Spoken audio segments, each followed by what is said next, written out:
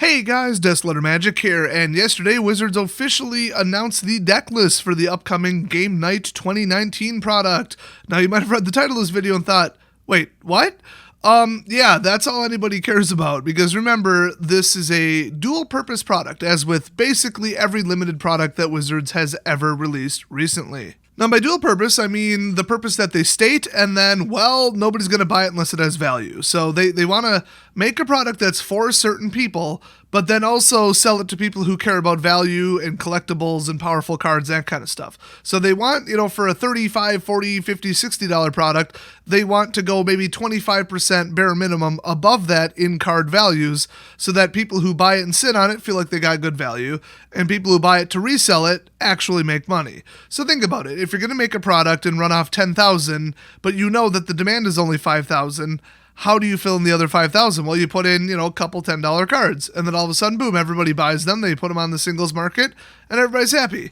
Except not really, because there's not enough to go around, and if a card is too good, it'll become a $100 card because, like I said, not enough to go around. So, honestly, Game Night, really, really dumb product name in my opinion, too generic. They could have called it anything else. I mean, I can't think of anything off the top of my head, but Game Night? I mean, we already have something called Game Night. It's Game Night. It's the night that people play games, so they're going to read this and just be confused. But if you've never heard of the product, I'll just read what Blake wrote about it. It's almost Game Night, releasing November 16th. See, he confused it already. Then he put it in italics so that you know that he's talking about the product. It's just dumb. Anyway, Game Night is an out-of-the-box multiplayer experience. The set has 5 decks playable out of the box. Really, you said out of the box twice, that close to each other. You must have an English degree. That include a mix of reprints and 5 new cards. Those new cards, these. So basically, you're supposed to just buy this. It's pretty competitively priced. I think it's between like 30 and 40 bucks. I know they don't really do MSRPs anymore, but this product very clearly has an MSRP. I just don't remember what it was. I mean, I checked the article. They aren't going to tell me, but I don't know. It's not like I bought this. But you get 5 decks. I think you might get like 5 life counters too or something. And then like a thing that tells you how to play the game. So it's supposed to be like the dual decks, but with 5. That's what I would say. So instead of just, let's buy a dual deck, we can play Magic against each other. We don't have to research decks, care about legality. Let's just get some interesting theme decks. Oh, look, I like goblins. I like wizards. Okay, let's, ram them against each other and see who wins. So this is that, but with 5 people. That's why it's Game Night instead of just, I don't know, date night. I don't know what you would call it with 2 people other than date night. I mean, I'm not saying 2 people play Magic alone. It's automatically date. I'm just saying, if it's 5 people, I guess then it's Game Night. Still think the name is incredibly stupid, though. So, I mean, this product obviously isn't for me. With me and my friends and anybody I've ever played with, usually they dig out a deck from like 4 years ago and they're like, oh man, this was so cool when I played this in Standard. Then, we just switch decks once per game and like, hey, now try beating this. Oh, I want to play with this. Oh, I remember this. And we've got like 12 decks from the past, usually that have been stripped of their expensive cards and watered down because, we're all a bunch of cheapos. But either way, like, we want to play our older stuff. We have decks. This product, I guess, is for people who don't have decks. And for Commander players, like I said in the title. So check these out. Highcliff Felidar. So, it's a 7-cost 5/5, I guess mythic, although, I mean, come on, you guys know how they print these. It's one of every card. And it has vigilance, and when it enters the battlefield, for each opponent, choose a creature with the greatest power among creatures that player controls. Destroy those creatures. Holy crap. So after that, I mean, it's still a 5/5. Yeah, you paid 7 for it, but you just killed the greatest power creature for every player in the game but you. That is hilariously powerful, and I love it. It's not really overpowered. I mean, it costs 7, and this is Commander we're talking about. But yeah, for multiplayer Commander, that would be huge. Then we've got Sphinx of Enlightenment, and you might have noticed they went 1 on each color. I think they clearly did that on purpose. And none of them are legendary, so they're not actual commanders. They're just good cards. Because they didn't want to go nuts with this. If one of these took off as a commander, you're looking at a $50 card in a product that I believe doesn't cost $50.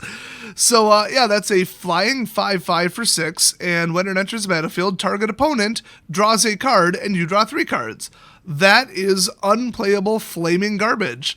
Then we've got Calculating Lich. It's a 5/5 for 6 zombie wizard with menace, which is always fun. And whenever a creature attacks one of your opponents, that player loses 1 life. So you guys know I love the half mechanics. That's not quite double strike and it's not quite trample, but it's kind of both. It's just a little bit of overflow, except in addition to its power.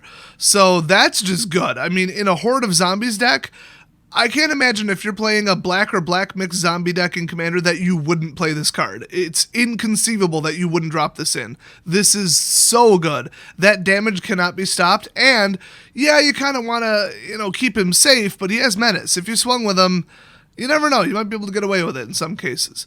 Then we got Fiendish Duo. It's a 5/5 for 6 devil, and I feel like I should say devils, but they wanted it to match. First strike, wonderful, and if a source would deal damage to an opponent, it deals double that damage to that player instead.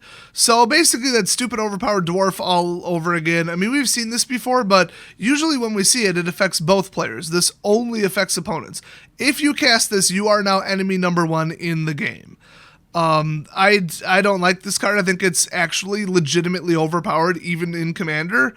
I mean, there are other effects like this, and I think those are overpowered too. Anytime you just say, hey, everything in my deck, I'm doubling it. That's just, it takes all the balance and fairness out of any card and just throws it out the window. Yeah, it costs 6 though, but I almost wish it was like a 5/1 so that it could be destroyed by like anything. That would maybe make it a little more fair, but I don't like it. That said, people are going to play it. It's powerful. Then lastly, we've got Earthshaker Giant, a 6/6 for 6 with trample. When it enters battlefield, other creatures you control get +3/+3 and gain trample until end of turn.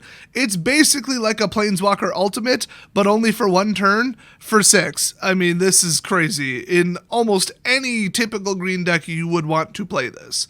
So, I mean, Giant Druid, I don't know if anybody's playing that, but by itself, even without a tribal boost, oh my gosh. And then it itself is a 6/6 trampler for 6, which is, decent. So not bad. I mean, really, 4 out of these 5 cards are amazing, and 1 is an absolute disgrace.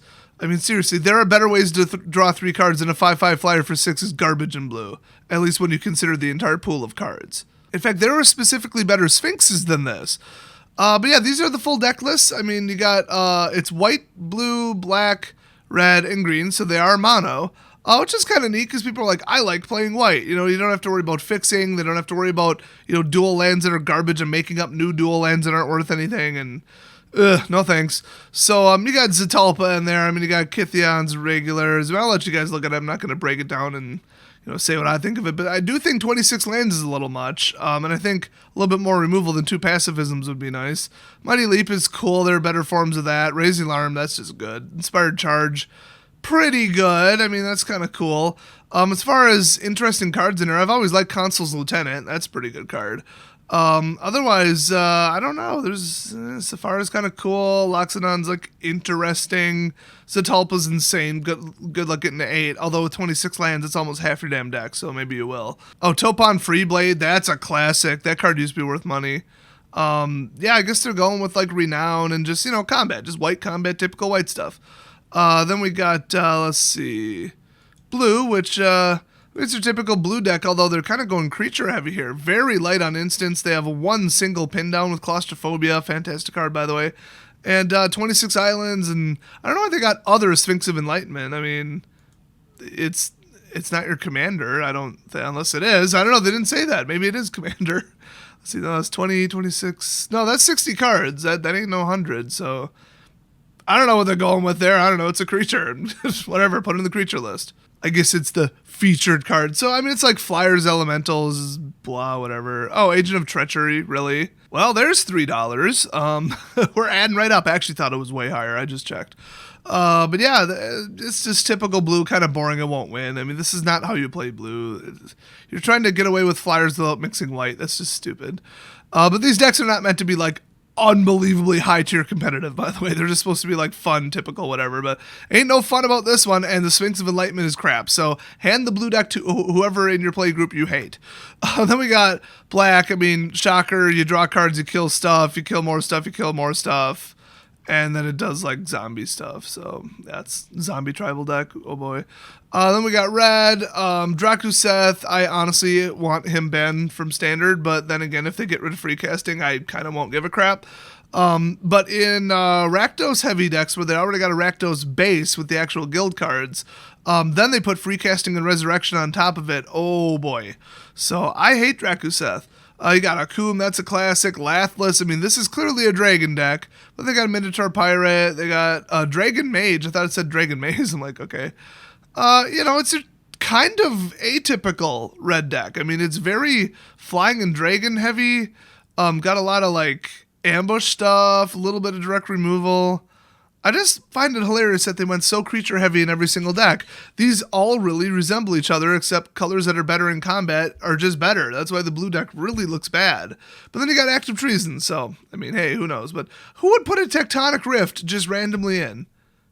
I mean, I don't get it. Destroy target land? Everybody's running 26. They don't need that land, I guarantee you. Oh, some of these got to wonder what they were thinking. Now, Voracious Hydra, that's one of the best damn Hydras ever printed, so green is off to the races here. They got Galta up in here. This is probably the strongest one, obviously, because, once again, 22 creatures. They actually watered it down for this one, which is hilarious because that's what you do is creature stuff with green.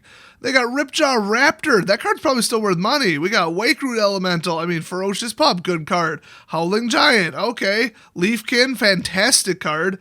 Silverback Shaman, I personally like it. I mean, it's just wow. But I'd also say wow in that there is no ramp at all. I mean, nope. Well, okay. And that's just boost. If you don't run 4 of those, what the hell's wrong with you? Plummet, okay, I guess. Spidery Grasp, yeah, this isn't very good, actually. I don't know, like, it's got good cards in it, but you're gonna just sit there and do nothing for a couple turns. So, if you want to keep these at a power level competitive with each other, don't modify them. But why the hell would you play this or the blue one without modifying it? Oh my gosh, like, are you kidding me? And I want to make changes to the red one too. So you could hand them to people and say, okay, you've got, like, every week you can upgrade 4 cards in them, or, have some kind of fun competition with it, or just play them as is, because I'm sure they're balanced against each other. Now, saying that, a lot of dual decks and stuff have had a lot of complaints that, well, clearly this one's better. It has like a 70% win rate, and usually it's provable and they're right. So this is hard to say, oh, well, I'm sure they did their research. This is not a high-effort product, just saying, and it only has 5 new cards, the rest are reprints. Now, they got a couple dollar reprints in there. I didn't see anything that really stood out, but I don't know every price. But I think that these alone are going to be worth, I mean, even if it was like 5 a piece, the product looks pretty good. So I just checked, and the last game night product right now on eBay is about $42. So I suspect that it costs like maybe 45 or 50, which I thought it was cheaper, but okay. And the current one is pre-ordering even lower, believe it or not, which that's kind of surprising. Although there is only one seller. It's, oh, spoiler alert, one that I absolutely hate and I thought went away forever. I guess not. And they're selling it for like, I don't know, 37, something like that. So I suspect this one's going to be 45 to 50 MSRP as well. And I also suspect that since MSRPs are allegedly not a thing, stores are going to mark it down a little bit, because this always was kind of high margin, honestly. And if it's an Intro to Magic product, you'd almost want to sell it at cost just to get somebody interested in Magic so that they come by and buy some more cards, just saying. So yeah, I mean, it's an interesting product. I don't hate it, but I think that it was printed for Commander players. There's a lot of Commander reprints in here, a couple maybe modern ones, and then these, which are pretty spicy. So what do you guys think of these? Do you really, really want one for your deck? What are you thinking? I might do a follow-up when we finally see the prices of these cards when it's closer to release. Oh, and FYI, they did say November 16th is the release date, so we're pretty far away from that, just over a month. But we do have the deck list, and we do know the cards. Interesting artwork, at least. You can appreciate that, even if you hate the cards. But let me know what you guys think about it. Well, let me know what you think the prices will be on them. And if you bought last year's game night, let me know what you thought of it. The quality, the gameplay, the power balance of the decks. Did you upgrade them? Did you not? I'm very curious to hear from you guys. Thanks for watching, and I'll see you next video.